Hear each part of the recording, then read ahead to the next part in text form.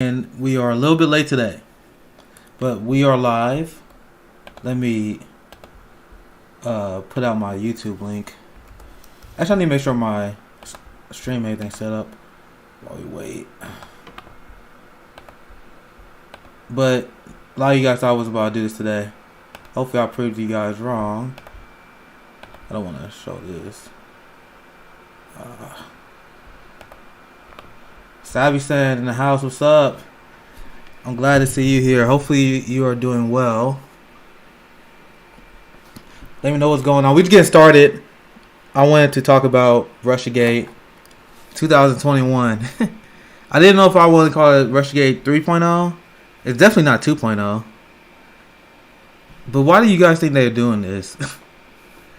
Well, it's kind of obvious. They need it.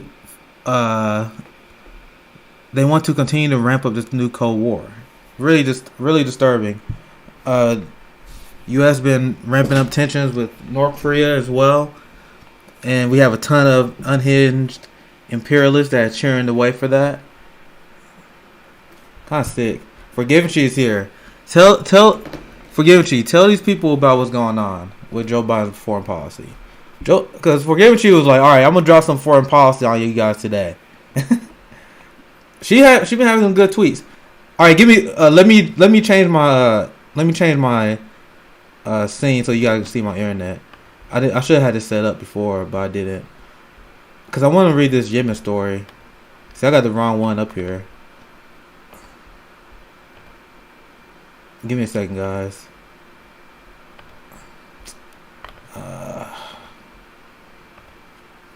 They still mad at you? There you go. I finally got it fixed. Hey, Jamree's in the house. I'm a little bit late today, but I decided to jump on stream. I was talking to Forgivenchi, but I have not been. I was throwing up last night, so I didn't know if I was even gonna go live today. But might as well. I had some time, so I figured I'd go live for at least an hour. So what's going on with you, Jamree's? What's on your mind? Any particular stories you wanna cover? I only got my. I don't even have my internet in yet. I don't know how my stream even working properly. Let me plug this in. I'm all over the place right now. I mean, it's running fine so far, but I have to had to fix it. 1 second, guys. 1 second.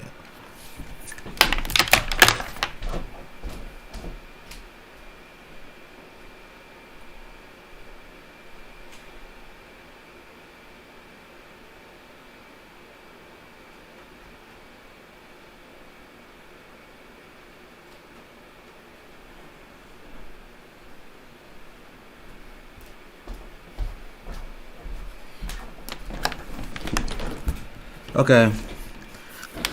Alright, I'm back. Hopefully, I'm surprised the stream was running well because I was just on pure Wi-Fi. My internet is not where it's at. So, you getting mass attacked right now? What you say? Was it the tweet I retweet? Cause that's what I want to talk about as well. Cause that was North Korea was like trending number 4. Like the imperialists are having a real one today. I'm gonna see if I can find for like the tweets I was getting you attacked on, because there's so many people who are just propaganda puppets, who just believe anything they hear from our propaganda machine against North Korea. So actually, let me tweet my YouTube link out because I haven't done that yet, and then I retweet, and then we get ready to talk about the propaganda they're using on North Korea. And then we're gonna have my North Korea correspondent, which is Forgivenchi, break down what they're doing. Man, what the hell?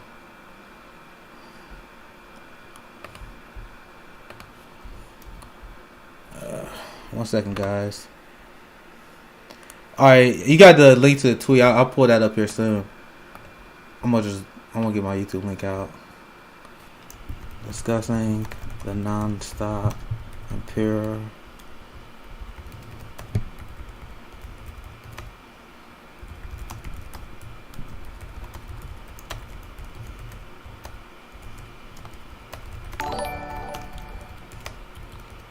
I'm pretty much just saying I'm talking about the imperialist propaganda that is going on right now. Pretty much Russiagate.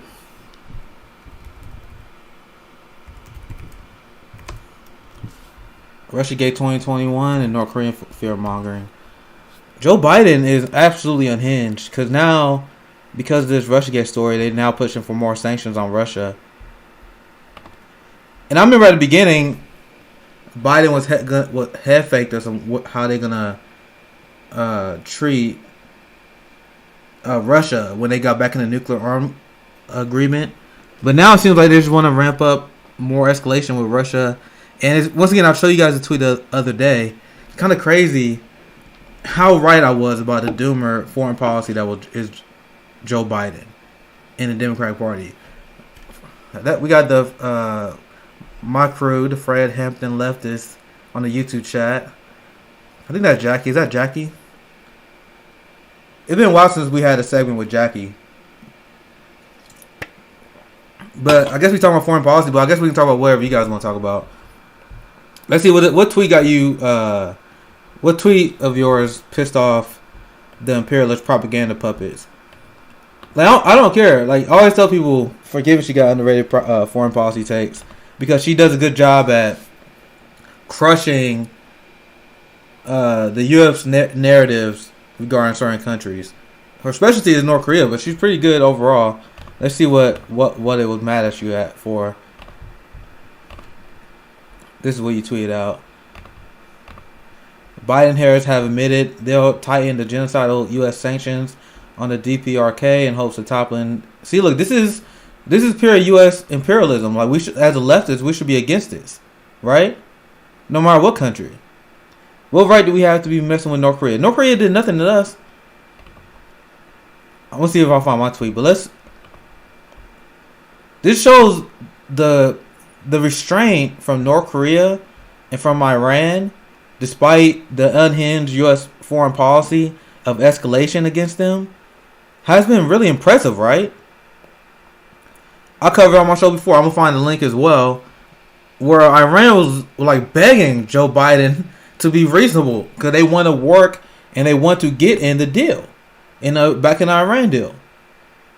But Joe Biden literally continuing sanctions on them right now in a time where they are literally crippled because of COVID-19, the general economy.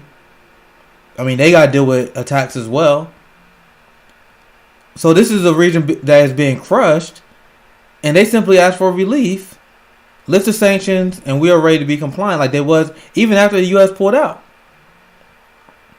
And as Forgive What You brings up, why would anyone disarm against the U.S. when the U.S. is the only country that used nuclear bombs? I hope you guys realize that.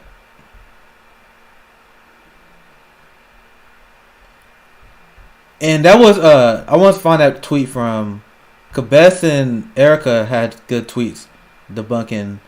Once again, this for me, I'm not a big fan of countries in general, but I don't like U.S. propaganda, and I'm always willing to debunk U.S. propaganda, right? This is the tweet from friend of the show, from Left Flanking Vets. Look, China and North Korea are a huge threat to the world in our country. They're gonna invade us. Look, this is what the U.S. is doing, and you guys want to talk to me about North Korea? You guys want to talk to me about Iran and Russia? Imagine living in a failed state. But you feel like you got the nerve to criticize other countries.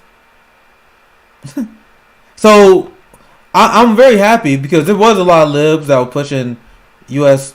propaganda on this issue, but there were a lot of people that was pushing back as well. This is what Best tweeted out. So once again, I'm not forgiving you to get mad at me for saying this, but I'm not necessarily praising North Korea here. But how can you try to pretend that North Korea, this evil country, when you are living in the U.S.? You have people in that trending tab that was saying, how can anyone defend North Korea? What? How can anyone defend America? America is a country where they commit war crimes on its own people when they protest. We lock up 25% of the world's prison population. We put China to shame in terms of mass incarceration. And we gonna criticize other countries? We need to clean up our backyard so we can lead by example. And that's why I like what Bernie Sanders said throughout the course of the campaign, how he wanted to change foreign policy. Instead of us just dropping bombs and flexing our muscle, how about we actually lead by example? Fighting climate change, providing high standard of living for workers. He was going to flex his international power to increase the quality of life of everyone in the world. But Joe Biden actually, they are even more unhinged. We got some great comments here. Let me read some of these comments because I see you guys dropping facts. Meganator in the house. Sorry, I said I was gonna do a stream every day. Once again, I thought I was gonna skip today because I wasn't feeling well, but I decided fuck it. I'm gonna just rant about what's going on in foreign policy. So let me get to this best tweet in a second because I want to read some of you guys' comments. But I'm glad Meganator is here, friend of the show. And just like forgetting what you bring up, they just want to be left alone. And that what North Korea said. People get mad at what North Korea said today. And once again, I'm not just apologizing for them, but they literally just said we don't want any conflict. So Biden and Harris, chill the fuck out. What's wrong with that? We're the only people bombing people and killing civilians right now. A-Box.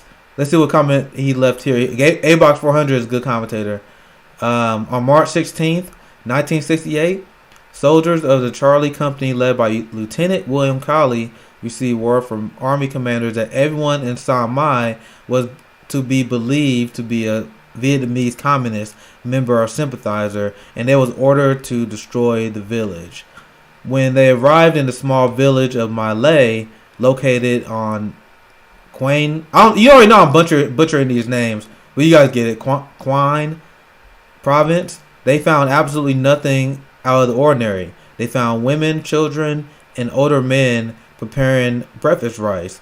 The soldiers found no more than a few weapons in the village. However, Cowley ordered his soldiers to begin firing on the villagers. So, sociopaths, a war criminal. And Abel said it happened 52 years to the day. This tragedy that we are describing here. Within seconds, Cowley began shooting at old men, women, and children, killing quite a few, and the massacre began. Mothers who were protecting their children were shot, and when the terrified children tried to run away, they too were killed. This is like people like to think that we're this advanced country, but this is straight out of the Mongols. This is straight out of the Crusades. Like when you look at some of the war crimes in human history, this is not even that long ago. You said 53 years ago, right? There are people still alive today that was alive when that happened. And let me guess, no one would there. I don't know the full story of this, but let me guess, no one was prosecuted, no one would trial for this. Kind of sucks, man. There's no justice because this is horrific. Human homes were set on fire, and anyone and everything was fair game. I saw them shoot a grenade launcher into a group of people who were still alive. This is insane.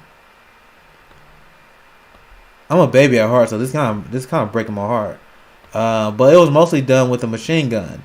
They were shooting women and children just like anyone else. And then he was saying how we met no resistance, but they still slaughtered everyone. Pretty insane. We got another Forgive What You tweet in here as well. You guys are killing it with the comments today. That was a great story. Thank you for sharing. I'm not about to cry on stream. I'm not going out like that. But I could. I easily could. Alright, let's see. What tweet is this? How's the stream running? How you guys enjoying the stream so far? I didn't plan an episode today, so maybe an hour. That's what I always say. This is a pretty solid tweet by if you guys didn't know, she's Forgive Me, she's our North Korea correspondent. That's her role in this game we're playing. This is a deeply serious political show. So the U.S. empire dropped more bombs on DPRK's capital than there was people in the city. The United States dropped more bombs and napalm, which burned innocent DPKRK civilians alive. So this is what I always want to tell people when it comes to evil countries. How can you rank anyone higher than the United States when you look at the foreign crimes? I'm not trying to whitewash or lower the crimes of other countries, but once again, there's so many horrific things the U.S. empire has done. It's hard to keep track of all of them. I mean, that's why I like what Forgivchi does, because she focuses on North Korea. But we need people like that, because we need people because it's hard to break propaganda on every realm. I mean, it's hard to know everything because we are surrounded with so much propaganda. That's why I said we are the most propagandized country by far, in my mind. Because other countries, they know it's propaganda. Our countries, they don't even acknowledge that it's propaganda. They think Anderson Cooper, Rachel Maddow won what award did she just win for Russiagate? An Emmy or something?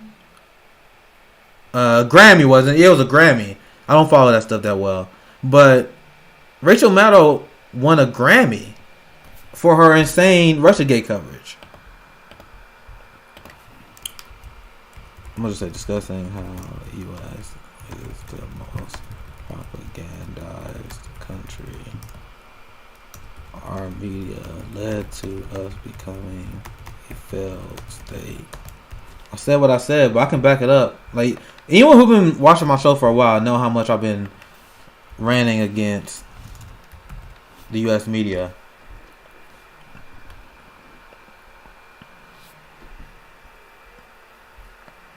Let me put this link in here.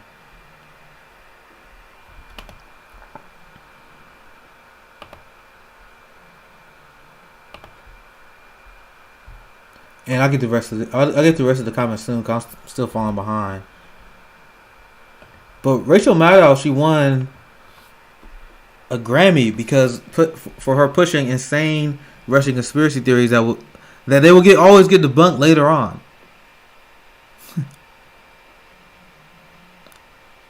What's Sienna say? I feel so bad for Nick when me and Forgivchi. I'm not gonna kink shame no one. That's not what we're about here. I strongly condemn the no fun leftists. No one like no fun leftists. There's always too much stress and too much bullshit that we're going through. So I always have fun when you guys get a little crazy on the timeline. I'm surprised that like people like the Nina Turners and Dr. Cornel West, the Breon Joy Gray, I'm surprised they haven't unfollowed me yet. Because my timeline can get deeply unserious, especially around nighttime. I am not making they're spreading lies. Okay. What else is what other comment have I missed before I move on? A-Box left off Cali, the officer that did those crimes. He was paroled in 1974. Naysayers say it is an offensive, not defensive. We're gonna read into that Yemen story. Forget to say Nick is a baby. I am a baby. I talk about police abolition, but I don't really watch none of those execution videos. I mean, Jackie made a good point a long time ago that I didn't even consider at the time how media and the liberal media class, they exploit black violence and black suffering. I don't like watching that kind of stuff. I'm already radicalized. I mean, I understand that we live in a broken racist system, but those videos are necessary for some people to see to change their mind. But see, the people who don't come to the right conclusion, but they watch all those videos, they are suspect as hell to me. Like, if you support giant police budgets, but you watch all the black suffering videos, what is that about? What the fuck is that about? Magnair said, Jackie and Forgiven Cheese, deeply serious political show featuring Nick. Where's Jackie at anyway? Is Jackie here? I need to talk to Jackie so we can have a weekly series. Me and RJ we didn't meet Friday. Also have news. Good Guy Politics is gonna be on my show tomorrow. He got really good takes on Twitter. Good friend of mine for a while. I think we're gonna have a lot of fun on stream today together. I know RJ was asking for that. RJ said you should hook up with Good Guy Politics. I'm like, yeah, we did episode back in like September or so. But he's killing it on his YouTube, and he definitely a leftist I wanna continue to work with. I'm behind the comments. What I miss? Oh yeah, it's Sean King. Sean King used to follow me on Twitter, and I unfollowed him. Then he eventually unfollowed me too because I couldn't do it. I didn't really know that much about Sean King. I didn't know that much about Twitter culture until I became active on 2018. I got on Twitter just to help the Bernie Sanders campaign. I literally that was the only reason why I got on Twitter. And then I started learning about these characters I never cared to learn more about. And Sean King was one of those people. I just saw he was supporting Bernie. Because I was like, alright, yeah, I guess I follow him. He ended up following me back. So I was like, alright, I guess he's cool. But this dude's shady as hell as I learn more about him. So I'm like, alright, I just got to distance myself from that. But I don't take out my time to attack him. I'm more focused on the people who are committing real crimes against my community, like Joe Biden, our police state, our failed system, right? But he deserves a good drag for some stuff he does. What else I miss?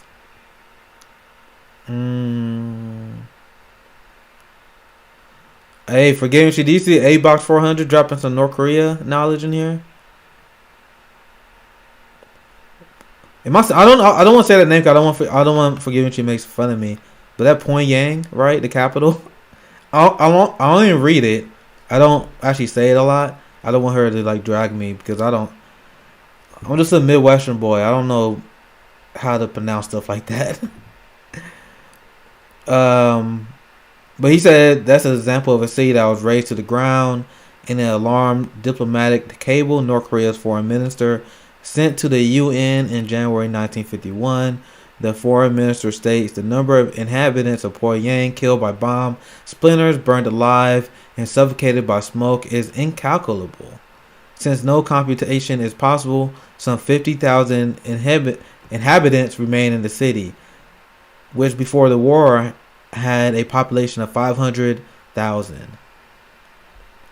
I'm sorry, I know I'm saying that stuff wrong, but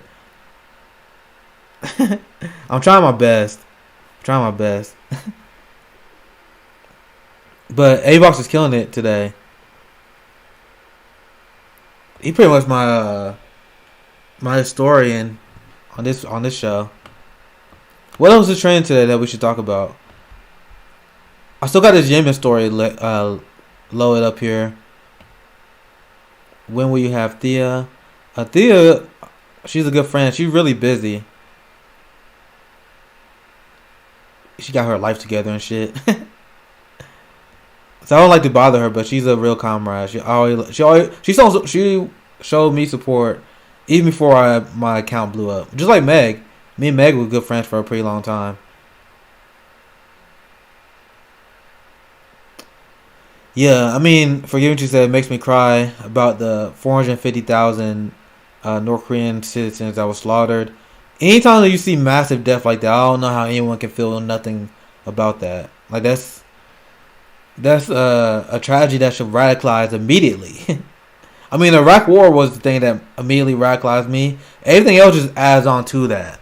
That's why when North Korea trends today, you have people like copy and pasting U.S. propaganda surrounding North Korea. I'm like, I don't have any tolerance for that, and I'm not even saying that the country is the. They're not me even praising the country. But you guys gotta understand context. The country that is smearing North Korea and these other countries is one of the worst empires of all time. When we look at the tragedies, when we look at the CIA and the destabilization of the world, pretty much is responsible for. I say it again. I'm not gonna apologize, but that's we are the worst empire, right? Check this out. I wanted to show this earlier. I missed it. I didn't get a chance. But this is another friend of the show, Best here. North Korea. Anyone say North Korea is the greatest danger? But look at the nuclear weapon comparison. And then it's not like Korea just out here nuking people. The United States is the only country that uses nuclear bombs. So you're not gonna distract me with your imperialist bullshit when you want us to focus and criticize another country instead of acknowledging that we live in a morally failed state. Allegedly, Iconic said, I'm desensitized to big numbers of death like that. Growing up in the post 9/11 war will do that to you. Yeah, and that's what happened to a lot of people, and it's sad. But I try my best not to let myself be desensitized. But it is easier said than done. I will admit that it's easier said than done.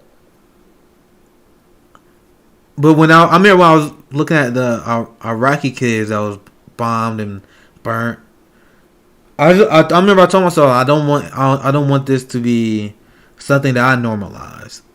Like whether you have Trump that does it, whether you have Joe Biden that does it, Barack Obama who does it, George Bush who does it, I don't separate lesser evils, and that's why I say the lesser two evils is bullshit.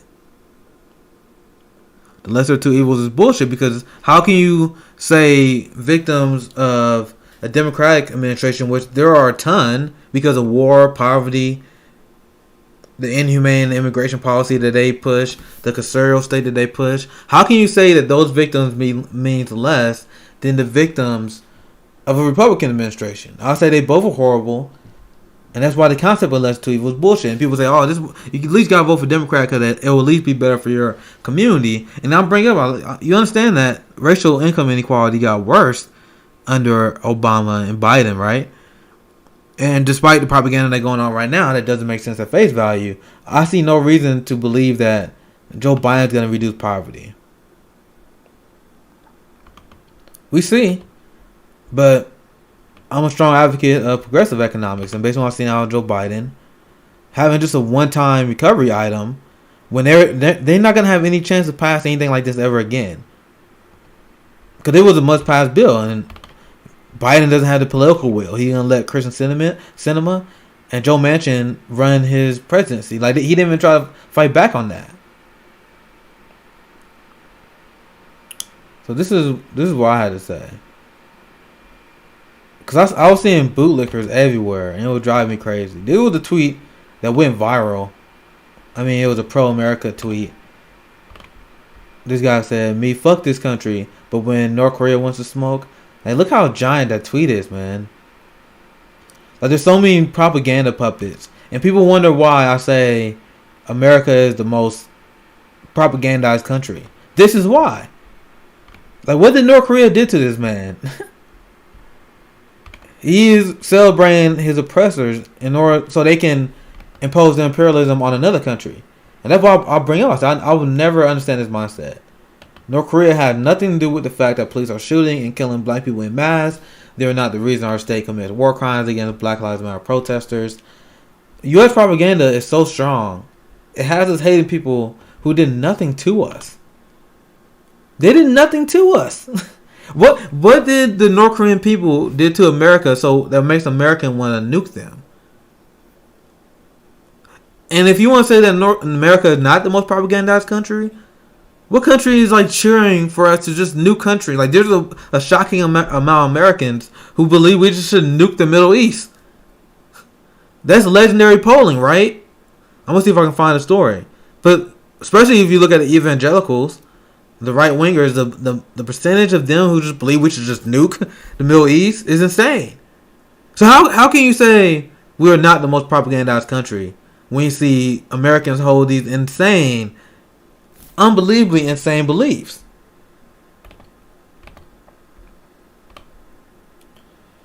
And that's what I was saying. There's pretty much pathetic bootlickers everywhere. And I'm super happy that Muhammad Ali brought this into public discourse. I mean, North Korea never called me nigger. They never did anything to my community. So imagine you sign with your oppressor so they can oppress other people successfully. That doesn't make any sense to me. That's what's happening here. Muhammad Ali is a hero of mine, so that's pure facts when he says that. So, what else? Let me see what other comments I missed.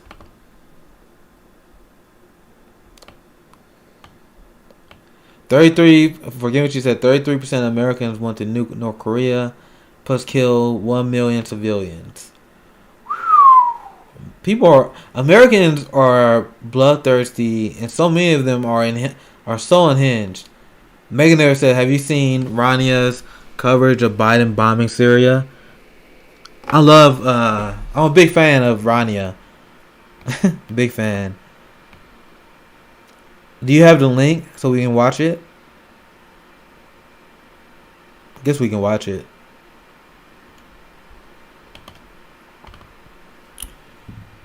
But let's while we find the link for that, this is the coverage regarding the escalation in Iran that Joe Biden is responsible for. This came out earlier today. The war in Yemen is back in full force, says UN mediator. So remember when people were saying that Joe Biden is going to be lesser to evil because he'd be able to prevent stuff like this? There are people that they hated Trump, but they didn't get rid of Trumpism. They didn't even get rid of Trumpism by getting Joe Biden in. They are continuing to advance the forces of oppression that define Trumpism. Because if you ask me what the worst thing that Donald Trump has done, I told you guys, I think the worst thing that he's done, one of the worst things he's done, was veto the genocide in Yemen. Him trying to initiate a coup in Venezuela. Which is why it drives me crazy when people pretend that Donald Trump is supposed to be anti-war. Doesn't make any sense. But just like the Iranian foreign ministry said, Joe Biden's foreign policy is quite literally the same as Donald Trump was. They said there's really no difference, and you see the only difference is how they twist their motives. So this is the war that everyone promised was going to end once we get a Democratic president. Now it's back in full force, as they say. A Saudi Arabia-led military coalition intervened in Yemen in 2015 after the Iran-signed Houthi group ousted the country's government from the capital, Sana'a. That's the background here of the conflict. And this is the thing here. Joe Biden has made ending the war in Yemen a priority. His special envoy, Tim Linderking, said on Friday that a sound plan for a ceasefire in Yemen had to be done before the Houthi leadership for a number of days. And he's pretty much saying that death and violence must stop. But this is the thing. In the meanwhile, we will continue to hold Houthi leadership to account. And then there was reporting how support from the U.S. that coming from Joe Biden has actually increased in Yemen. But God forbid that Joe Biden will ever have to answer to any of this, right? And this was the scary thing about Joe Biden that I was warning people about. Joe Biden is governing just like Trump, but he has massive media protection that Donald Trump didn't have. I mean, Donald Trump had the right-wing media, but Joe Biden had powerful legacy media spreading straight up propaganda on his behalf, where people believe that there's not even any scandals. Now imagine if Joe Biden had to hold a press conference, which for some reason the liberals, they got really upset when Trump didn't hold press conferences, but now that Joe Biden did, see, this is the headline. Check this out. This showed the difference between media coverage between Biden and Trump. Joe Biden hasn't held a press conference. Who cares? That's what they said. The president isn't taking questions from the media, but it's not clear what the public is missing. The public is missing a lot. This level of propaganda is going to be really, really hard to defeat, guys. Because now you have their social media guys.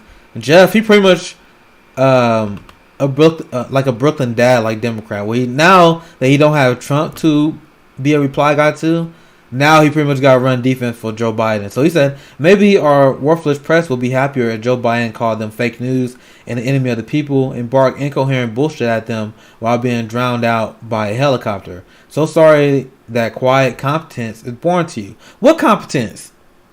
What competence are they talking about? Joe Biden can't even get ICE and the DHS under control.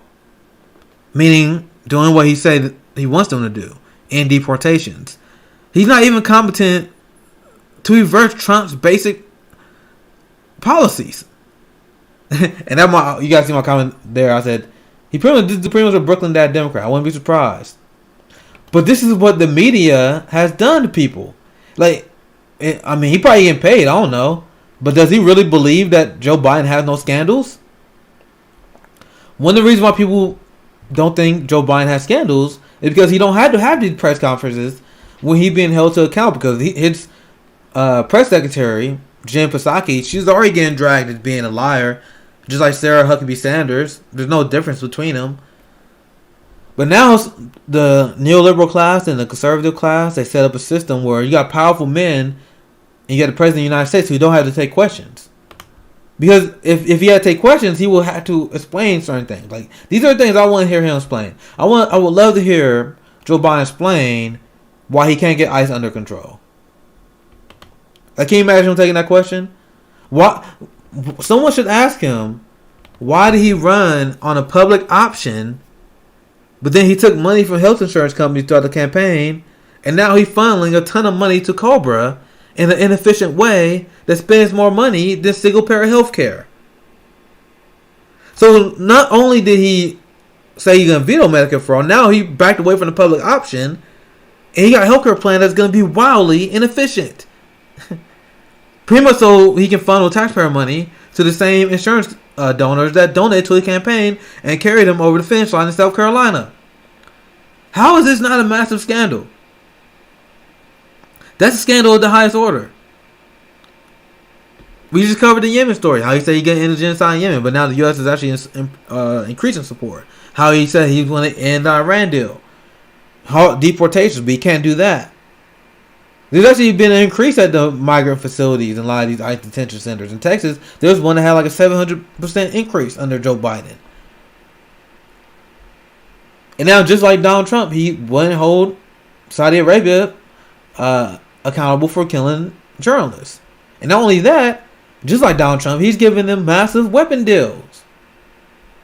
These are things that the media should be asking Joe Biden about. But Jeff and the liberal sock puppet accounts, they are going to pretend that he's competent, everything's going smooth. And when you look at Joe Biden's approval numbers, it's kind of scary because it seems like it's going to work. Right? So the people who thought it was a good idea just to support and vote for Joe Biden and the thought that we can somehow primary them in 2024, for one, the Democrats are not going to let that happen. Even when they do, we got this massive propaganda we got to deal with. Once again, this is the tweet I wanted to brag about. Because once again, people thought I was making this shit up. But I know how U.S. foreign policy works. As I say here, U.S. foreign policy doesn't change between presidents in the modern era. I mean, when you look at the transition between Bill Clinton, George Bush Jr., even if you go back to George Bush Sr. and Reagan, you honestly can say Joe Biden is a Ronald Reagan administration 10.0. I think it's 10, isn't it? I don't know. But you guys know what I mean. Because foreign policy haven't changed. And then you had someone, Joe Biden, who was hiring Tony Blinken, the guy who was his advisor while he was at his most war hawkishness, when he was pushing for conflict in Iraq long before 9/11. That was something that he was pushing hard into Congress. He was pushing Bill Clinton to the right on foreign policy.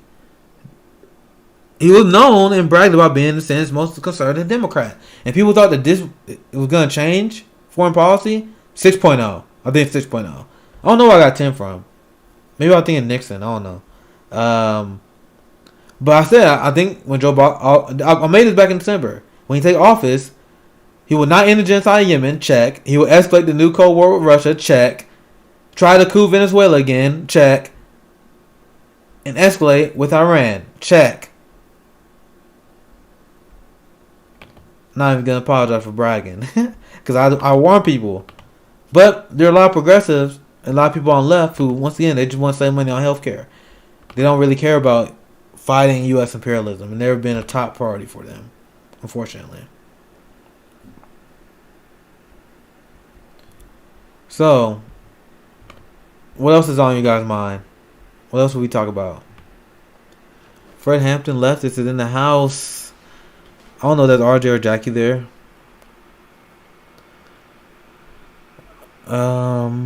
There will be a simple average person. He usually leave really good comments as well. There will be more deportations and abuses by ICE by the ICE Gestapo under Biden, I wager. Dude, that'd be a good guess because they are actually trending that way because once again, there was a story, I think it was in Texas if I remember right, but there was like a 700% increase in the migrant detention centers there. Megner put a link in here. Yep, Fred Hampton left us in the house. That's who we are. Dude, let's talk about politicians tweeting instead of doing anything. That's a favorite. That's the new favorite hit for progressives right now. I mean, they tweet really well. People get mad when we criticize LC and the squad, but if you look at it based on the numbers, they have not shifted the party to the left. And Joe Biden and the Democratic Party has played them for fools. And now they're now relegated to a point where they have to do PR for them. Bernie Sanders and the progressive leadership in Congress saying, I guess we got to take the win. You know, we didn't get $15 minimum wage. You know, Joe Biden refused to cancel student loan debt. Even though he backed away from $2,000 monthly relief checks. Well, he said $2,000 one-time check. But Bernie Sanders, LC and the squad, they said we need to get $2,000 per month. So why are you why are you apologizing for him when he's way to our right? You're supposed to be dragging the party to the left. The party is not supposed to be dragging you to the right. And they repeating the poverty bullshit. I tweeted this earlier today as well. No progressive should be repeating the poverty line bullshit that Joe Biden and his media goons have been playing out there. For one, the poverty line is a joke. Instead of doing propaganda for Joe Biden, you should be calling out how the poverty line is bullshit. Like $21,000 for a household of 3. So you can be a single mom with 2 kids. I made that amount before. And even as a single guy with a relatively low cost of living, that's nothing. Like I barely could do anything. I was on an extreme budget. And you supposed to live on that with 2 kids? It doesn't make any sense. You have to be calling this out instead of doing propaganda for them. You have to be on their ass every day, calling out, hey, this is day 60 or whatever. Joe Biden still haven't canceled student loan debt. I mean, we can't even get them to even say anything about the Syria bombing. Fuck. Fred Hampton left us at LC talking about mobilizing to get something done that Biden can do with a stroke of a pen. And there was a lot of Democrat socialists who was hella mad when people go on AOC. But they was misunderstanding the criticism. A lot of them people was purposely misreading what we were saying. Because what we were saying is like, bro, we not mad at her for calling us to mobilize. But we already been mobilized. I want to get some people's opinions on this. Because I'm going to let them know. I ain't been watching. I'll tweet out the link. We almost an hour in. I'm proud that I'll tell you, I was not feeling well today, but I enjoy the community that we have here. You guys educate us. Let's see, discussing LC and the squad and our current feelings about them. That sounds pretty clickbaity, right? There'll probably be some AOC people that are just running here like, how they better not be questioning the queen. But our thing, we wasn't mad because she was calling us to organize. At least I wasn't.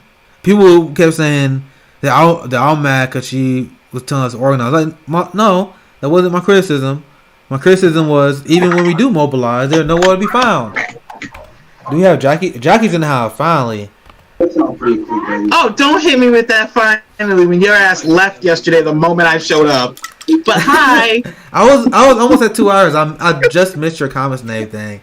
But we had Jackie in the house. Go off. What's your thoughts on I think that was you that left the comment about LC preaching mobilization, all that. So I want to get your thoughts on it because people were mad at me for my take, but I'm like, I apologize for nothing because once again people been mobilized since the beginning of the summer, and when we do mobilize, they don't listen to us. But what's your take on it, Jackie? My take is, you know those pictures from back in the day when Nancy Pelosi's like, hey, I got into politics to fight for the stuff that I'm not even letting you put to a vote right now. And she's like, I have Medicare for All posters in my basement. And people like don't want to believe it because she's so right wing now. Yeah. I feel like we're seeing AOC and the rest of the squad turn into that in real time. Yeah, that's why I was warning people. People don't understand that Nancy Pelosi ran on universal health care in the 80s. That was something that she was talking about. So what happened? Like and you can be corrupted by Washington in many ways. Like there's even you work on a few projects with someone, and then that makes it so you hesitant to criticize them. For the best example, and I said it before, William Lancey Clay.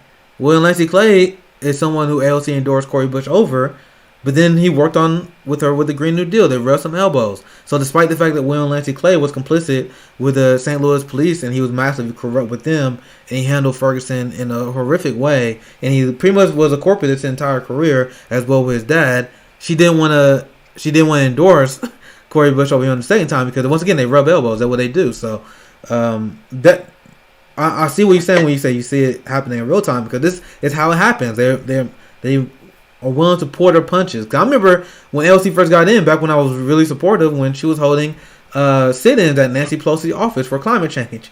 When she brought activists in and she was protesting Nancy Pelosi, and they did not like that. They definitely talked to her and got her to stop that. Yeah, and see, that's the thing that I think is happening that people don't realize. When AOC did that, she gained massive support online, right? Because people were like, yes, finally, look behind the curtain. And I knew, I was like, oh, this isn't going to end well for us. Because somehow you knew Democrats are going to find a way. Yeah, I was like, because they've done this all along. This is why I won't vote for a Democrat anymore. Because the Democrats are part of the system, and I'm against the system. So that's fair. I was like, the Democrats are going to find a way to use this to their advantage. They're going to figure out how to turn her and make this positive PR for them. Sure shit, it took a year or two. It's crazy. But they eventually did it. That's why you have people like Pramila Jayapal and like Ro Khanna and Cori Bush. Even Chuck Schumer does it now. Instead of actually doing anything, they tweet about it. That's the Democrats' new play. And I think they got that from AOC. They learned like, hey, we can use social media to get people on our side and then just not do anything. But at least we'll have the public perception. And that's why people can't get mad at me because I was a big believer of LC and the squad. Even when I first joined Twitter. I mean, it's funny, before my account blew up, I had a profile picture of Ilhan Omar. I was a big believer. I was like, we need this power from the inside that can flex. And now people can't say that I was biased in one way or another because I was on the team. Now I'm literally looking at what they're doing, and instead of being the number one enemy of the Democratic Party, like I thought it was going to be, the person that they hate, which they are supposed to embrace, they are now the best PR that the Democratic Party could ever ask for. Like they are sheep herding a ton of people back into that party, and now there are a lot of people who are comfortable. And once again, this fact doesn't miss me at all. Because I know it's the people who get really upset when we criticize LC and Squad, and mostly very comfortable neo progressives in a way. Mostly white, mostly comfortable. They have healthcare. They just want to save a little bit more money on healthcare. These are also the same people who tend not to care that much about foreign policy.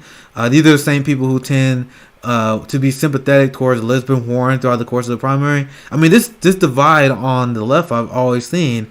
Our life and our situation haven't changed much since we backed you guys up, and now you're doing PR for these people who doing nothing but making our life worse. Mm-hmm.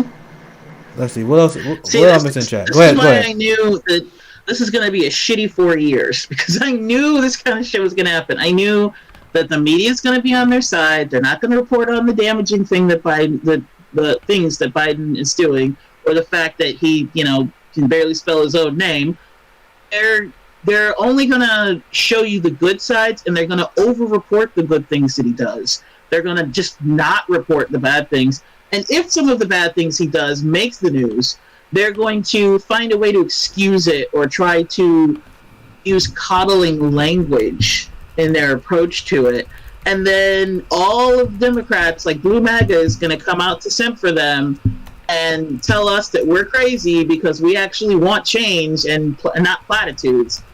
And that's going to be the next 4 years. And now the progressives have joined Blue MAGA, and they are one. And I wasn't even as negative as a lot of people was. Even right after Biden won, I gave the people more of the benefit of doubt. I'll show this tweet that I made around November. Well, I said, okay, now we got to deal with Biden. Even though I've been very upset with how the progressives have been acting as an opposition force, maybe once Biden get in and they're not worried about Trump, they will be full anti-Biden and willing to call them out. But no, it seems like they're still obsessed over getting victories over Republicans who are not even in charge. Which I understand that's a big part of your role as a Democrat, which is why I don't blame people like you who say they don't even want to deal with people who refer to themselves as Democrats. But I'm like, okay, you still got to call out Joe Biden and Kamala Harris for failing to challenge the Senate parliamentarian on the $15 minimum wage. I mean, that should be something that you should be hitting every day. I mean, Joe Biden talked about student loan cancellation. I mean, these are actual promises that he made. I mean, we can't even rely on you to challenge him on promises broken. How can we expect you to push the party? Are you kidding me? What? Have you seen liberal Twitter? Liberal Twitter is fucking hellscape. Dude, they are sitting here saying, "Oh, he's done every single thing he promised." When it's God, literally, they're calling him FDR. The other day, an entire thread, and they were like, "Oh my God, I'm so glad he's our president. He's done everything he promised. The vaccines are coming out." And I'm like, okay, the vaccines happened because of Trump. You guys criticized Trump because he waived some of the guidelines to make the vaccines come out faster, saying that it was a political ploy, which it was. But now that Biden is using it, it's not a political ploy anymore. His vaccine rollout is the exact same as Trump's. Trump would not necessarily do anything any different than what Biden is doing right now. And Biden 100%. Admitted that on day 3, and they're still like, no, this is much better. What the fuck? I can't even, I can't. You can't form a coherent thought. I can't argue against that. I can't. Facts don't matter to you. All you see is blue MAGA, all you see is blue, and you're like, oh, this is much better. I'm like, it's literally the same poison as yesterday. No, this is blue poison. Fuck, it's the same shit! It's literally the same shit. And then, just like Trump, he runs away from confrontational media. And I showed my tweet today where I'll cover that story where you got media that I've seen this more than once. They're like, well, I mean, it's not even a big deal that Biden doesn't hold press conferences. I'm like, yes. I mean, you guys literally was complaining about that on Donald Trump, and he has a lot to answer for. He got actually a ton to answer for. That's why I like this account. Let me pull this tweet up here. Waiting on Biden. This is a good account because this one account actually is looking to hold Biden accountable. I mean, this is just one of many tweets. He always put out a lot of good stuff, just highlighting all the promises that he haven't broke. Today, the 56th day that Biden has not implemented the nationwide mask mandate he promised. I mean, even on the small stuff that I wasn't even hitting him on, he wasn't delivering on that. Not only that, he got okay. So you know how Fauci is supposed to be nonpartisan. because like that's the whole point of his job being secured, where like the president can't fire him. It's specifically so that he's not partisan. His position. Everybody forgets that he was a Hillary Clinton dude. We all just, I guess, gonna ignore that.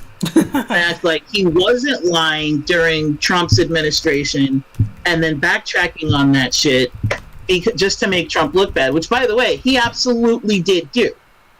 And like he's not lying now. So Biden wants to reopen. My governor's like, yeah, okay, sure. Of course, Democrat.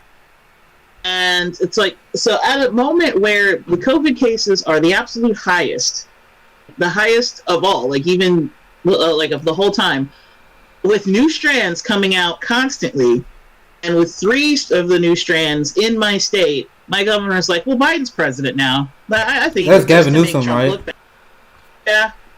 Well, what do you do now? I saw vaccines now. We don't need a mask mandate anymore. And Biden is just like, yeah, I mean, you can have a vaccine. Like, and here's the thing that everybody forgets about the vaccine. People just like conveniently don't talk about. This is not a standard vaccine where like you get it and then you know, it's you're not going to be affected by the virus, or like you're not going to spread the virus. This vaccine will not prevent you from getting the virus, and it will not prevent you from spreading the virus. It only prevents you from dying from the virus. See, that's why I wanted to ask you about that, because I wanted to be careful when I cover this, because I'm not gonna pretend that's something I was had a lot of expertise in, but I know you were discussing about that as well, and so shouldn't that mean they should still be slowing down instead of going full-fledged, open up like Trump was doing right now? Am I getting that right? Absolutely, and that's why I'm so pissed off that. Have you noticed, like, the CDC tends to go with anything that Fauci claims, right? Right. And Fauci, this is what I'm talking about. Like, I was talking about this in Twitter, on Twitter the other day, about how Fauci lies and then turns around and is like, okay, but I'm not lying now. And it's like, everybody wants to blame Trump for the anti-masker thing, and he does have responsibility for that. But you know what would have helped a lot? If Fauci hadn't said it too, because Fauci did say it. He went on national television several times and said, "Don't wear masks. They're not. We haven't proven that they're effective." Yeah, and that makes no sense. Now he's saying wear 2. And at first he was like, "We have to shut down. We cannot have schools open." This was back when the numbers are like 1/3 of what they are right now. And now he's saying, "No, it's fine. You can open schools." First it was at least 6 feet, which is what the science actually says. And now he's like, 3 feet's fine. Yeah, that was one of the comments saying that the CDC changed it to 6 feet to 3 feet. Like that's the only thing I don't understand. How they make these decisions? So that they can open up, because that's Biden's plan. Because they're not as nonpartisan as they pretend to be, or at least as they're supposed to be. Yeah, I get that. I get that 100%. Now they just want Biden to look good, while they wanted to say everything they can to make Trump look bad, because Joe Biden and Donald Trump seem to want the same thing, because their mindset is, especially with a vaccine, that they open up, they can spur the economy, and that means in 2022 and 2024, like, yeah, we turned the economy around. Now, I remember Donald Trump was even saying it. He's saying that even soon after the election, if Joe Biden wins, the Democrats are going to embrace policies that he's been pushing, because they were just wanting the economy to slow down so they can hit Donald Trump on it. I mean, once again, Trump said a lot of things, but if it looked like a duck, it smelled like a duck, it seemed like a duck, right? So it seemed like he was right on that. And it seemed like when I look at the COVID policy, when I look at, Joe Biden policy as a whole, once again, it's just the same kind of stuff we see with Trump, but instead we get massive media protection. People who will do propaganda and say that this is the greatest relief that we ever seen, even though he getting literally millions of people. You said what? It's not just the media, by the way. Try to Google Fauci lies, see what comes up. Yikes. Or check YouTube for Fauci lies. They are intentionally suppressing anti-Democrat media. The only way you can do it is if you don't go to Google, you have to use another search engine, and you'll find actual articles. Now, here's the kicker. Most of those will be right-wing articles.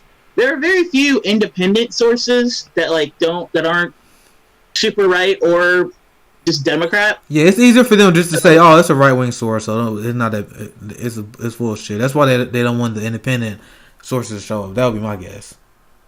Yeah, but even sources like on YouTube, if you were to Google it, you're gonna get bombarded with CNN. Here's what you'll get if you Google it. You'll get like Snopes saying it's not true, but then here's the funny thing about Snopes. It will straight up claim that something is false, and then in the article, like in the evidence that they provide, will prove that it's true. Yeah, Snopes is the worst. They do that shit all the time. Yeah, they literally just propaganda puppets too, because they just apologize on behalf of the Democratic Party, because they will literally have something. Yeah. I'm trying to think of a recent example I just seen. Where I remember I saw one. Go ahead. They claimed, I was looking up Biden facts yesterday because I was trying to post something to somebody. They handled the did Biden lie about his wife and daughter dying in a car accident. Snopes called it false and then immediately posted, like, they're in their evidence. They literally posted an article of him doing that. And I'm like, you just said he didn't, and now you're showing us him doing it. And they know people just read the headline. And I remember one when they were snoping whether Biden said he had no empathy for young people. And then they was like, it's mixed. And they were like, well, technically he did say that, but it's not what he really meant. It was just really, like, what? Like, how can you label that mixed? Because now they know people will just read the headline. Well, I guess it's not as the progressives say. I guess he must have been caught out of context. But no, that's quite literally what he said. And Snopes was like, well, he said it, but he didn't really mean it, though. So it's kind of a mix. Like, he what? Said it, but it was on a Tuesday, and I think the sun was shining at the time. So that's what they do. You have to go mixed. Like, it's so. But the thing that gets me is that this shit is so obvious. They're very clearly putting their hands. Like when Google. The first time I knew that Google did this was when Hillary Clinton was running for president, and somebody said it, and I didn't believe it, but they were like, "Hey, try to Google Hillary Clinton and Benghazi." And when you looked it up, or no, Hillary Clinton and it was either Benghazi or like emails. If you Googled Hillary Clinton emails, you would get like, do you know how when you're like Google does like the autofill, right? You put in Hillary Clinton and E, it should immediately go emails. It would be like election. And you were like, no. So you put in EM and it would be like emotion. You're like, wait a minute, what? And it was like it would absolutely refuse to autofill emails. If you actually typed in emails, it would pull up a bunch of stuff, totally disproving, like, oh, Republicans say her emails are damaging, but that's not true. Like, those were the articles you would find if you Googled that. So Google was absolutely holding information. But meanwhile, if you go to, like, Bing or DuckDuckGo or, like, any other search engine, you put in Clinton E, and it goes emails. And then it would be like, there's. I remember I noticed that too. I remember that, and that was actually what me and RJ said a long time ago, in discussion about it. Like when you look at the coordination of the media. I mean, I remember when the Syria bombing happened. When you look at multiple different news organizations that ran the same exact headline, the same exact Joe Biden propaganda came straight from Biden foreign policy officials' mouth right into their paper. I mean, this is insane. I don't know if people understand how unhinged it is, and that's why I actually do find it still very, very disappointing when we have people who are supposed to be the opposition from our side, the progressives that apologize for them. Like I've seen this tweet here. This is what we were talking about when we have progressives like apologize for Biden, and it was Ro Khanna pretty much tweeting out, doing propaganda on the American Rescue Plan, right? And my point was, like, you shouldn't have anyone who's a progressive that apologizing for this, because we got another Fred Hampton leftist, our good friend JB. He actually pointed out what I just said. Like, the poverty guidelines are a joke. So instead of actually tweeting this bullshit that's pretty much PR on behalf of Joe Biden, you should be bringing up what JB is bringing up right here. How the fact, like, bro, it's easy to twist the narrative because they dropped the poverty rate before. Trump did that before during the course of his administration, so he can say his tax cuts actually lower poverty. They did, like, this is the kind of stuff that they always done. But meanwhile, Ro Khanna instead of challenging that, I mean, look at this. I made $30,000 a year before, a household of 5. So that's a mother, a dad, and 3 kids. Like, I made this amount. This is a little bit more than I'm used to, but for 3 kids and a spouse, that doesn't make any sense. And I'm glad that our friend. $30,000 a year is barely a livable wage for one person in California. Yeah, I can only imagine because this is national. I can only imagine California because, to be fair, I mean, Kansas City, where I live, the cost of living is actually relatively low, and that's why it's even more insane that household three. I made around this range as well, 20,000. I mean, I was barely getting by, and let alone the household three. Imagine the household three in California. Like, are they serious? That's poverty. I have personally made. I think the most I made was just under $60,000 in a year, and I'm one person, and I do not have my own house. And at the time that I made that, I had 4 roommates. So, like, yeah, I was living comfortably because I was renting a townhouse with 4. No, sorry. At that time, I had 3 roommates. So I had 3 roommates renting a townhouse, and I was living quite comfortably because I had roommates and I wasn't like paying for my own mortgage or anything. Yeah. I mean, I could have done it, but I wouldn't have lived as comfortably. You know what I mean? Like, I could have had my own house, but I wouldn't have been able to pay off my car or my student loans. Like, that was when I paid off my student loans. I was making decent money. As a socialist who at least want capitalists to explain themselves, the thing that kind of frustrates me the most is how they don't even try to rationalize capitalism on its merits anymore. Their response is kind of like, "Oh, just shut up and deal with it." Like, they don't even argue that their system is supposed to be pulling people out of poverty. Because I'm looking at these numbers, and it seems like capitalists, they believe as long as you got a house, a roof over your head, as long as you're not actually starving to death, you're not in poverty. Like, they keep this low culture of expectations. Because back in the day when I was growing up, back when they pushing capitalism, and I believe capitalism was the greatest thing ever because of propaganda, they told us that capitalism is designed to lift people out of poverty, and not only would they get out of poverty, they're supposed to thrive. You're supposed to have a thriving middle class. That was the lie they used to tell us. Now they don't even try to defend that lie on its merit. I'm glad that Peter Dow called Rokana out. He said, "Why are you pushing this talking point? It does not cut child poverty in half. And why is every progressive member working harder than the establishment to sell Biden's policies?" Kind of warning, yeah, right? He has gone down the path. He's following in the footsteps of Ryan Knight. He was a former Democrat that was pushing the same as everybody else, and then he was like, "Oh no, they're not the good guys," and now he's calling them out. Yeah, I the funny thing is, I know there's a lot of people that hated Dow because he pretty much was like a Brooklyn Dad account in 2016. The thing is, I wasn't on Twitter in 2016, so I don't have that like pre-grudge. So I just saw him just as he was radicalizing, and I remember once I got on Twitter, and I became, despite my join date says 2011, but I only made that account to follow MMA news at the time. But I didn't become active on Twitter until around 2018.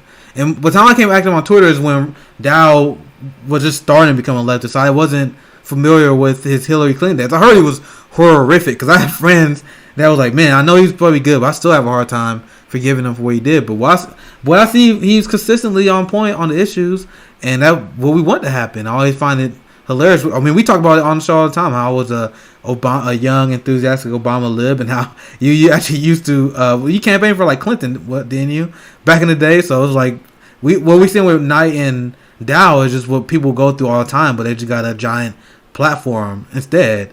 And I'm glad that I didn't join Twitter too late, because if I tweeted as of like 2011, like my count shows I joined, god damn, you guys would hate me. You guys would have so much ammo against me. Like, a lot of people pull up Ryan Nice and Peter Dow's old tweets, but I'm like, bro, it would be way worse if I had Twitter back then. There we go. I don't think we would hate you because, like, most people that are like raging leftists now became so during or post Obama, because Obama campaigned on hope and change. He campaigned on progressive values, and he's the one who he kind of ignited this, because remember the Wall Street what's it called, the Wall Street protest, Occupy Wall Street. Yeah. It started under him. Yep. The reason it started under him is because he came in there saying he was going to change things, and people started looking for that change. And when they didn't see it, they started organizing. So he's like in a way, he unintentionally inspired the people who want to take him down. Yeah, that's the funny thing. And even if I was on Twitter back then, I think I probably just got radicalized faster. Maybe that will happen because I was really receptive to anti-Obama information. I remember when Obama was in charge. I remember at first I was like, all right, maybe we just gotta be a little bit patient. I get Washington was hard. I used to repeat the line that he's just being instructed by Republicans because I didn't really understand what happened in the financial crisis until maybe like a few years after that. And then I remember I heard about what actually happened. And then it was like a switch. Like, oh, there's no fucking way this motherfucker tricked me. Like, I literally thought that the financial crisis and how the recovery happened was because they had no choice. And if you actually dive into what happened, that's not what happened. It was Barack Obama put Joe Biden in charge of negotiating with Mitch McConnell. And then Barack Obama hired Eric Holder, who was suggested to him, that WikiLeaks showed, by Citibank. And Eric Holder had long ties on boards of Wall Street, got a lot of friends. So he was literally hired as a Trojan horse to protect Wall Street because they knew this financial crisis was going to happen. So I didn't even understand that basic point. So I remember I used to think like, oh, there's nothing Obama would have did. He became president just because when the economy... No, it's not that simple. Okay, get ready to cancel me. I'm going to get a ton of hate for this. Jackie finally about to get canceled for once. I'm looking forward to this. Don't worry, I'll bring it back at the end because I'm going to say something completely non-related that I'll get everybody back. All right, go ahead. Floor is yours. Right now, the next Trojan horse is Nina Turner. Woo! She is going to be. That's the heat. I'm not gonna. Everybody's talking about abolish the police and reform abolish the police and defund the police. And that's when she's like, okay, I'll run. And she has never said that. Isn't her husband a cop or something? Or son is a cop or something like that? So I remember someone pointed that out to me and I was like, fuck. Like, damn it. And now, once again, I may be delusional. This is why I don't understand why people think I'm like too hardcore. Because there's still a little bit part of delusion in me where I'm like, yeah, she got family members that cops, but maybe she understand. But probably not, right? And this is, I think I know why you brought this up. This is the tweet that someone shared in the chat that I had loaded up here. Cause I wanted to bring this up. I actually kind of want to get your thoughts on this anyway. That's why it's funny you brought this up. But a lot of people are, and this is what the unfortunate thing is. And the people who thought we've been unreasonable when we get LC in the squad direction on what they should do. The thing is, if you don't do that stuff, it hurts you guys in the long run. So while you guys refuse to put Medicare for a floor vote and voting for Nancy Pelosi and not fighting for a $50 minimum wage and doing a PR for Joe Biden, that makes it so people are less likely to donate to the kind of campaigns because they think, okay, you're just gonna do the same thing that the other progressives have done. So people are going after Nina Turner.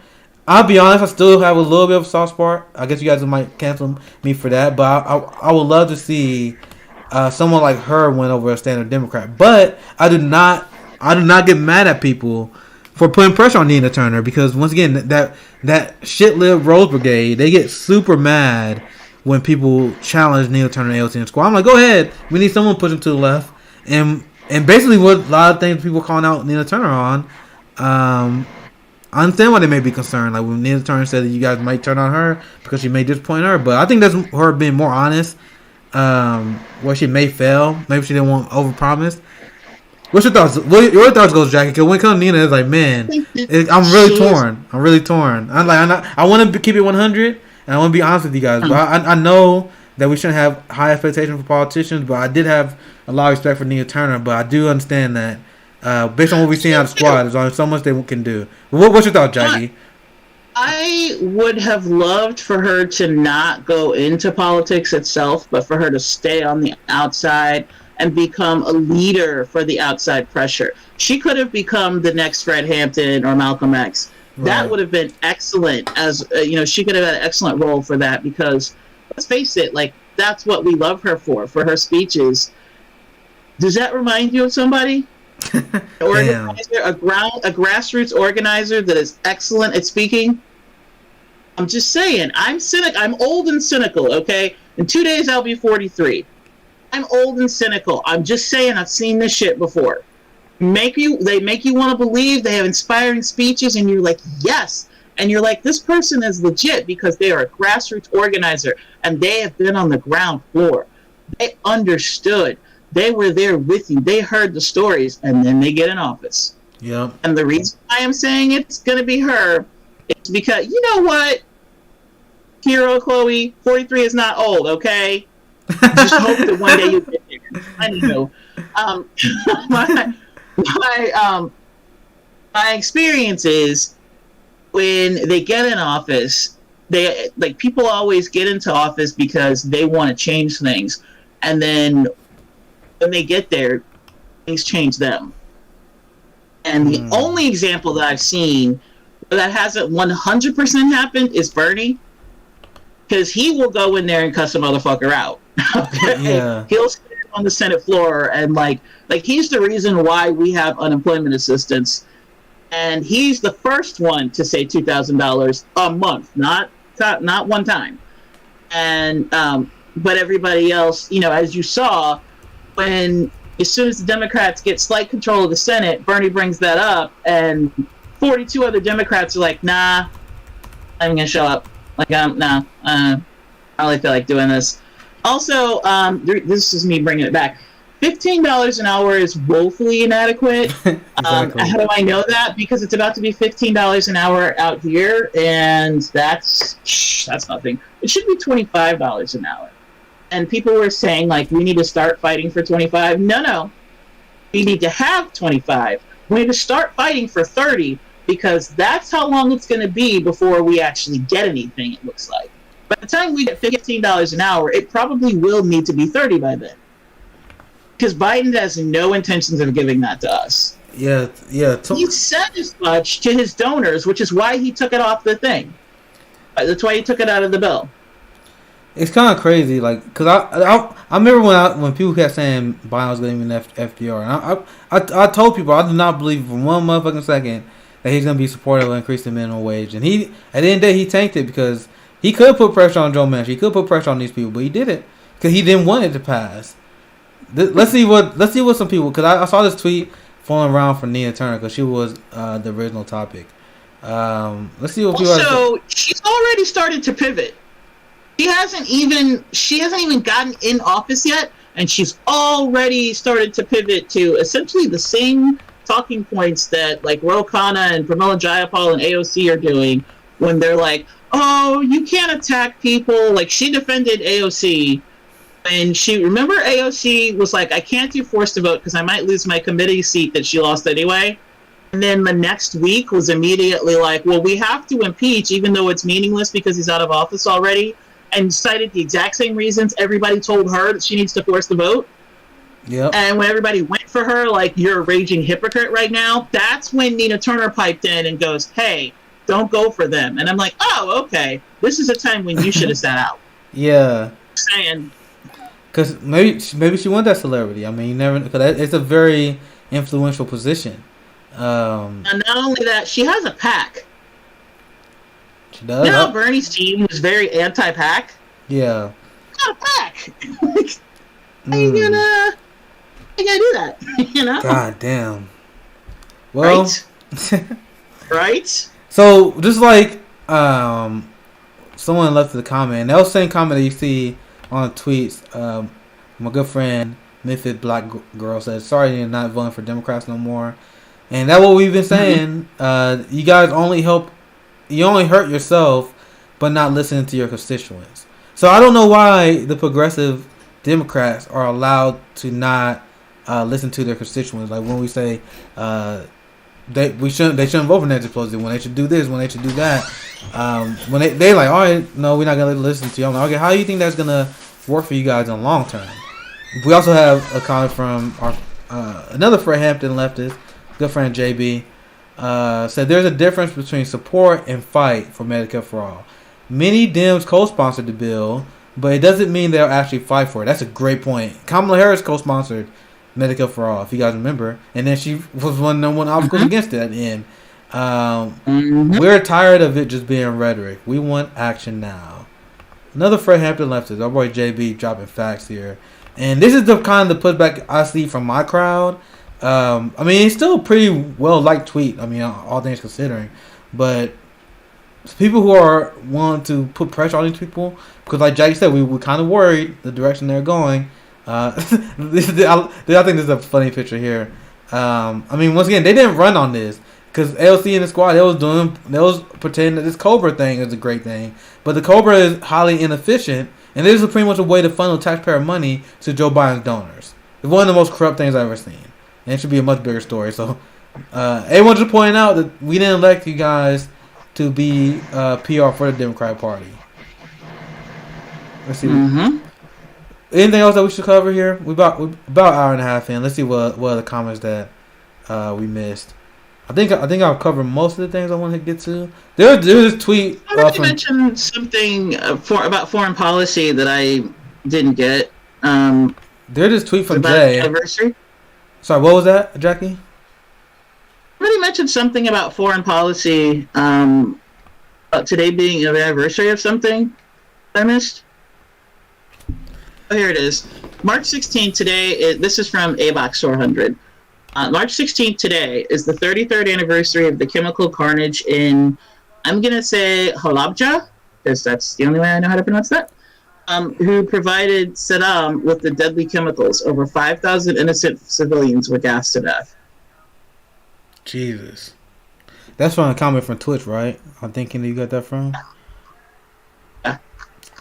I remember Jay, I didn't get a chance to show this tweet earlier. We can go with some more information that was left in the comments here. The U.S. has 1,000 more troops in Afghanistan than is disclosed. So, I'll explain how this concept worked before. I mean, people who pretend that Trump was anti-war, he always would say he would reduce troop levels in Afghanistan, and he just like never did it because he was a clown. And there was a story that broke a long time ago that once again liberals didn't pounce on it because once again it wasn't of their interest to attack U.S. imperialism and U.S. generals. But I'm like, this is like the perfect anti-Trump story because like Trump would give the story was that Trump would give these Pentagon officials and the military generals instructions to like, oh, we want lower troop levels or whatever, and then he was just like, forget it. He was like, forget all about it, and then they went right down and oh, whatever, he forget about it eventually, and that what happened. But there's also the story, and this story implicated a few administrations. This happened under Barack Obama. This happened under George Bush, and then under Donald Trump, where they did a deep dive, and this comes from the Washington Post of all people, where they did a deep dive where they had no idea how they was going to win the war. They barely understood who they was fighting against, and then every time there was media releases, because our media is complicit with the war machines, where they would just print directly what they say. They will give straight false information like, yo, I think we're gonna have this wrapped up in like a year or so, and they were like, yeah, we actually had no intentions of doing that. So the Afghanistan war is one of the biggest frauds, and I'm glad that Jay shared this story. I know the New York Times, so I'm not gonna read it because I'm not gonna get past that paywall. But yeah, the U.S. has 1,000 more troops in Afghanistan than disclosed, and God knows what else they were doing all over the country that's not going to be discovered because our media don't really do investigative journalism against U.S. imperialism. I mean, the paywall itself explains why. If you have to pay to get news, is that news? That's a good point. That's a very solid point. It's very fucked up when they be like emergency, and then they have a paywall behind the story. Like, all right, this supposed to be an emergency, right? Who you guys really serving? All right, let's see what else is trending here. We pretty much near the end here. Let's see anything else in the comments that we missed. With the Steven Crowder thing. You said what? I haven't seen it. Yeah, I see Steven Crowder trending now. Let's see what's that about. Sean King's still trending. They're still dragging him. I gave my thoughts on that though. I never gave him that much stock. Once again, all these new characters on Twitter, I avoided them before I got on Twitter. He wanted people getting dragged. Steven Crowder and his co-host go on a wildly racist tirade against black farmers. You want to go for this? I think this may have actually just at least Democracy Now is reporting on it. It seemed like let's check it out. Okay. What is this? We might lose our faith in humanity though. But they did, and $5.2 billion are being allocated exclusively for colored farmers. Farmers of color. Roll the tape. We begin today's show looking at a major provision in President Biden's $1.9 trillion COVID relief bill that aims to address decades of discrimination against Black, Hispanic, Native American, and Asian American farmers who've historically been excluded from government agriculture. Yeah, I had the video of this dude Jason Campbell. I can't hear it. You can't hear it. Oh, can't hear or see anything. Oh Jesus.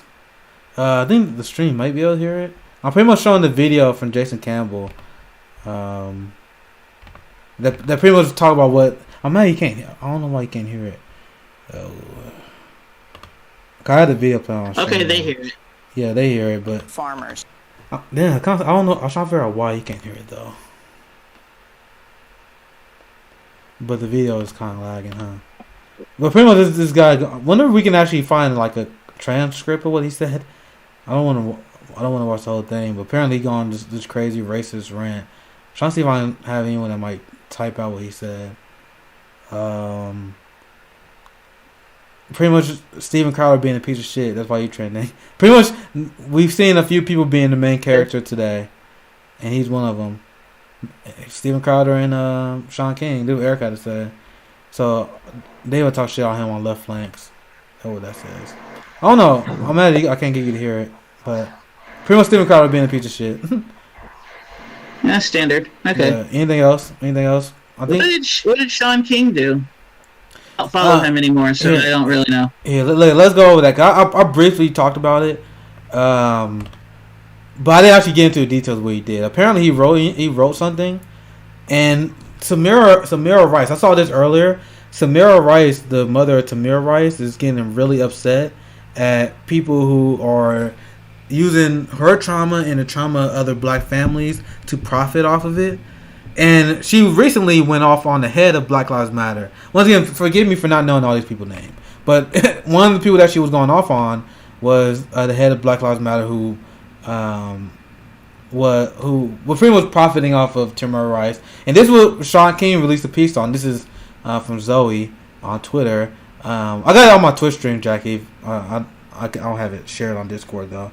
But this is what he said, and she said, "I read Sean King's piece about Tamir Rice critical social media comments, and this is one of the most patronizing, ugly shit I've ever seen." And he says, ultimately, let me make sure you guys can see it. Ultimately, what I know is that a grieving mother like Samira Rice has every right to be skeptical and hurt and suspicious and cynical. She wasn't born that way, but this evil and unrelentingly racist country forced her into that. Damn, that's kind of a dick thing to say, huh? But pretty much, he trended today because there are a lot of people dragging him because he wrote this piece, and Samira Rice and a lot of other family victims are not happy with Sean King. That's pretty much what he's trending about. Okay. Let's see. Yeah, people are fucking livid. I mean, once again, I guess he's a piece of shit, I guess, but I just don't really spend that much time focus on what he does. But a lot of Did people, you hear about the Dan Price thing? Dan Price, what's going on with him? You know who he is, right? Yeah, this is my friend. CEO that pays everybody $70,000. He did what? Dan Price is the CEO that pays everybody $70,000. Everybody at his company. I'm gonna look it up on Twitter. So what do you do now? I know this dude is. I kind of do, but I don't really know that much about him. So what he do? He tweets constantly. Whoa, is this true? Progressive sounding things, and today somebody did a full-on takedown of him, and it was not good. Yeah, wow. So I see people in the comments hate him. Right. Like once again, I maybe heard that name, but I don't really know that much about him. Megan there said, "Dan Bryce is an abuser." Forgive if you don't like him. So forgive if you don't like him. Now you know. They're probably a piece of shit. Comment Activity, really funny account. really underrated account right here.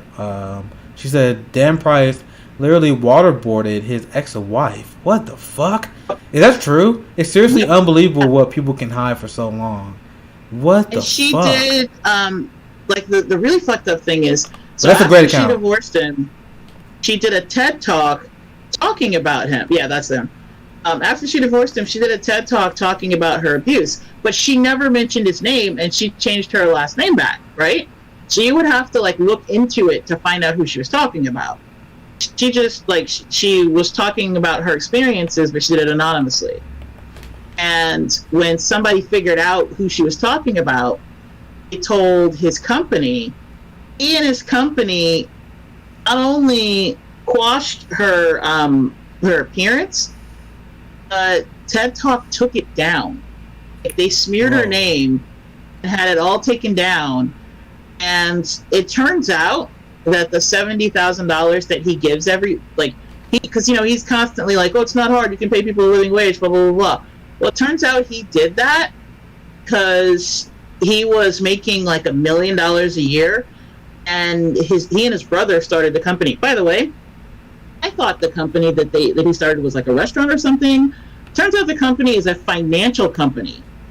But he's like 100% a capitalist, and his company, like, he and his brother started it, and his brother, he got into it with his brother mainly because he was doing things like paying himself $1 million salary per year, and the standard salary for somebody in his position, like, yeah, he was the CEO, but like his salary should have been like $375,000, and he was paying himself $1 million.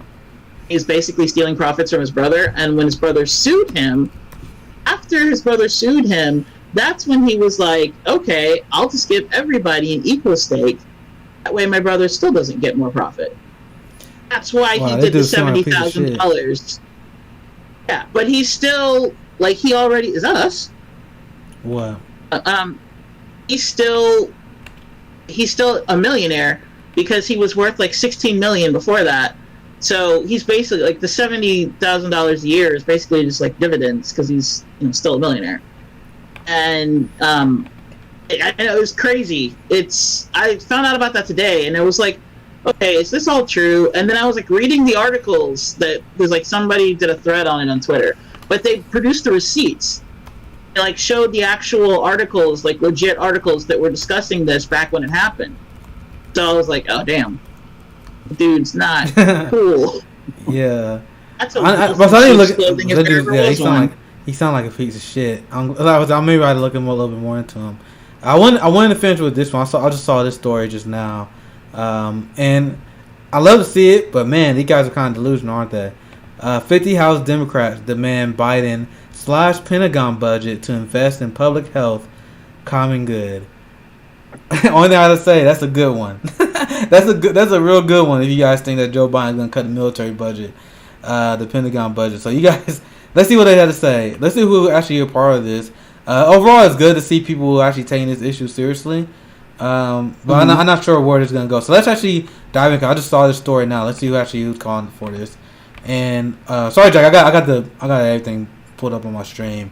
It said a broad range of progressive groups on Tuesday echoed 50 Democratic U.S. lawmakers who urged Joe Biden to redirect government spending from wars and militarism into programs of social and ecological uplift by seeking to reduce the $740 billion Pentagon budget. So what I will say is, why not go a little bit farther than this? I mean, it's good, but this is what we are talking about when we say defund the police.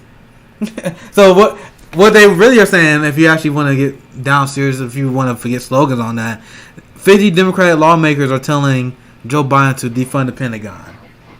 I mean, once again, these issues are not as crazy as they made it believe. Because this is common sense stuff. Instead of having these giant bloated nanny states, where I talked about, when you have right wingers who pretend that they actually for small government, but they actually just want an authoritarian state that imposes racial hierarchy and impose class divides. So it's good that they call for reducing the Pentagon budget, but I think they should take it to the next step and call out the police budget as well. You got anything you want to add, Jackie? that right there where it says that the U.S. could cut the Pentagon budget by more than 10% and still spend more than the next 10 largest militaries combined, which means why cut the budget by 10%? Why don't you slash that bitch? Because here's the thing. If we stopped interfering with other countries and we actually use our military as defense, which is what it's supposed to be, we could gut the military budget by probably about 90%, considering how insanely overbloated it is. Exactly. And it would actually be for defense, because here's the thing. A lot of people don't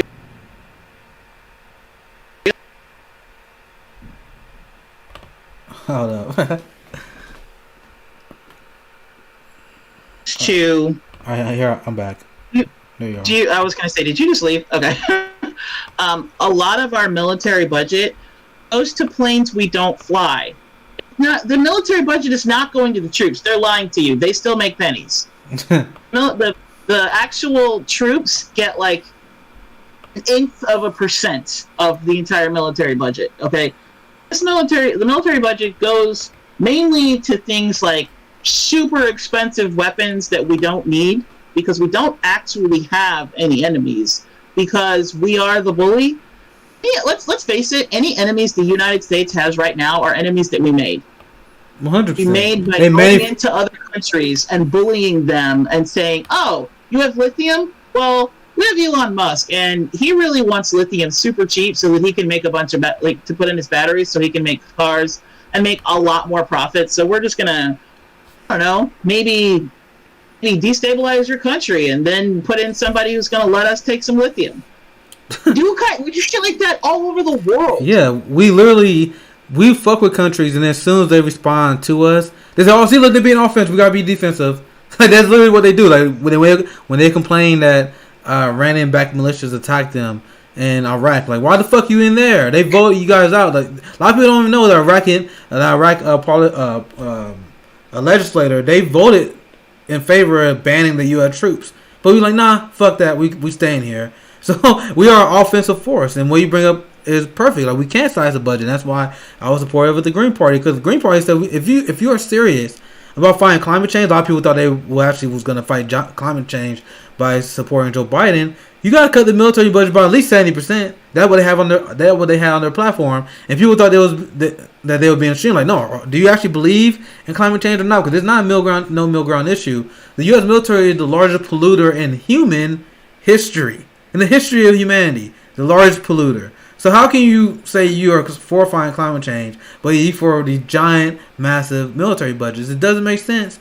And someone asked, like, is cutting the military budget by that much sustainable? Hell yeah, it is, because the United States at no point ever required a massive defense budget. Do you guys know why that is? Because we got literally the best fucking defenses that we could ask for. We are surrounded by 2 oceans. And then we have Mexico and Canada that is already an ally, neighbor right to us. So we have literally the natural defensive that no empire has ever seen. So the idea that we ever had to spend as much money on defensive programs, it never makes sense.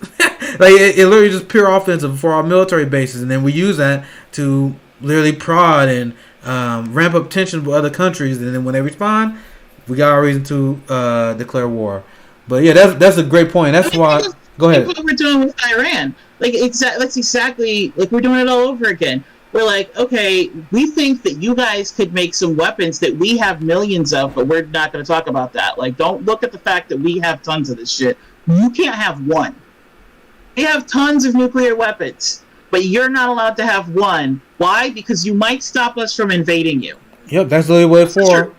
That's really why we don't want them to do it. It's not because they're going to invade us. They're going to come after us. Because everybody knows that there is no shot for a tiny little country like Iran to be able to take out the empire that is the United States. It's mainly so that the U.S. can go in and take over when they want, and we don't want them to be able to fight back if we choose to do that. Yep, and that's what we're really doing. Yeah, and I pointed out that in my piece about defunding police, like you guys understand that the amount of money we spend on the NYPD is just barely over the amount of money that Iran spent on their entire military as a whole, and yet you guys think these people are a threat, that we should spend trillions of dollars. Check this out. This is from the same article. The United States war on terror has lasted 2 decades and cost the United States approximately $6.4 trillion. That is. And do you know where a lot of that money goes? First of all, the Pentagon admits they don't know where 21. What was it? 21 billion or was it 21 trillion? Oh, it's 21 billion. Yeah. Right? They lost like $21 billion. $21 billion. They lost a ton of money. Yeah. Wait. It's gone. Second, there's the fact that like we have these stealth bombers that we don't need because we're not in an active like bombing kind of a situation. And also, when we do bomb nowadays, we just use drones. So we keep making these planes, these jets that we don't need. We keep making literally thousands of tanks every year that, again, we don't need. But why do we keep making them? Because we have the budget for them. Shit you not. And we keep making weapons and instruments of war that we literally do not need. The reason we make them is so that the Pentagon can justify the budget so they can increase it every single year. Amen. As opposed to taking that money, the amount of money that it costs to make one plane would probably give us all Medicare for all for like a year. Dude, I'll say, imagine this money. We don't have the money. Yeah, imagine this money invested in our communities this entire time. Megan there said Ronnie made a great point when she was on Amped Up. I'll be on Amped Up on Thursday. I'm very excited about that. But these numbers is why, in order to be a leftist, you must be hardcore anti-imperialist. If you're not anti-imperialist, you're not against our giant military and police spending. You're missing such a giant part of the puzzle. Let's see if there's any more piece of interest. This is, I guess I give props to Barbara Lee. I shit on Barbara Lee quite plenty, but I give them props when they do something right. So Barbara Lee is kind of spearheading this. Let's see who else is on this list. I think they got the list of all the people that sponsor. We look at this here. Let's see if I can see anyone stand up. Rashida Tlaib, a name that immediately pops out. Ilhan Omar's on there. Pramila Jayapal, Corey Bush, Yana Presley, pretty impressive. I don't see Presley ever speaking up that much on foreign policy. There you go, LC. I was looking for it. I was like, I better see y'all on there. So at least they putting this out there. So that's pretty good. But once again, I don't think this is gonna lead to anything. But at least it's something they willing to talk about, right? See anything else worth? You know what? I to me, it's kind of like another, not really Trojan horse, but it's kind of like another like show. It's for show. Yeah, I hear that. 10%. Well, seriously, because it's only 10%. While at least that's it's a good a point. step in That's the a right good direction. point. I'm sick of incrementalist bullshit when you can go like the Democrats. I can't stand Democrats. They have no spine. The only time they have spine is when they're going after leftists. I need leftists that are going to say, hey, let's cut this shit by 90% and then show receipts as to why. Exactly. To be like, hey, we don't need these planes. We don't need to manufacture tanks anymore. We're not rolling into somebody's house. And, we don't have any natural enemies aside from the ones that we keep constantly creating. And when everybody goes, what about Al-Qaeda? Yeah, look into how that started and get back to me. We literally created that, okay? That is our fault. That's on us. Not that they hit us, but that we created them. We went to their neighborhoods, destabilized everything, took their resources, and then fucked off instead of helping them. People got a little pissed.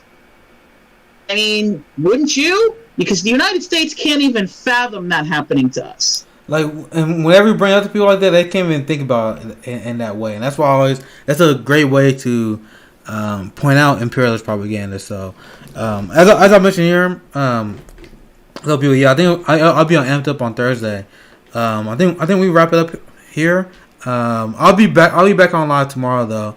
I'm gonna have Good Guy Politics on from Twitter. He had good taste, a good friend of mine.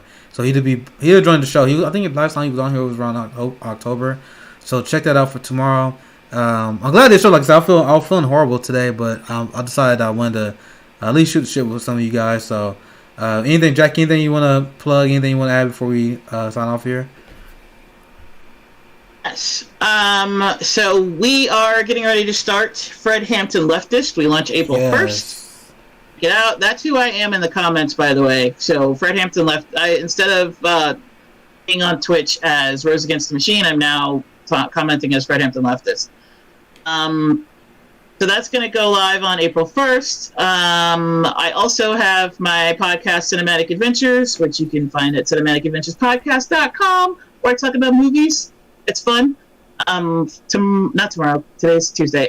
Friday night, I'm going to be live streaming on VOP USA as Cinematic Adventures, talking about Falcon and the Winter Soldier. Is that coming out Friday? When is that coming out? That comes out Friday. Oh, nice. Hype. Yeah. So Friday night, every Friday night at 9 p.m. Pacific, I go live on VOP USA as Cinematic Adventures, and I talk about the Marvel shows. I started with WandaVision, and now I'm going to do Falcon and the Winter Soldier. And then on Saturday at 6 p.m. Pacific, I'm going to be on there doing my show as Cinematic Adventures with my 3 co-hosts from my show. We're going to be talking about the Snyder Cut of the Justice League. There we go. Check that out. Once again, I gotta check out your episode on WandaVision because I want to see your take on that show as a whole. I've been asking people about it. But anyway, Jackie, we're the Fred Hampton Leftists. This is Nick, the Progressive Martial Artist, sign out. Thank you guys for watching. Peace out.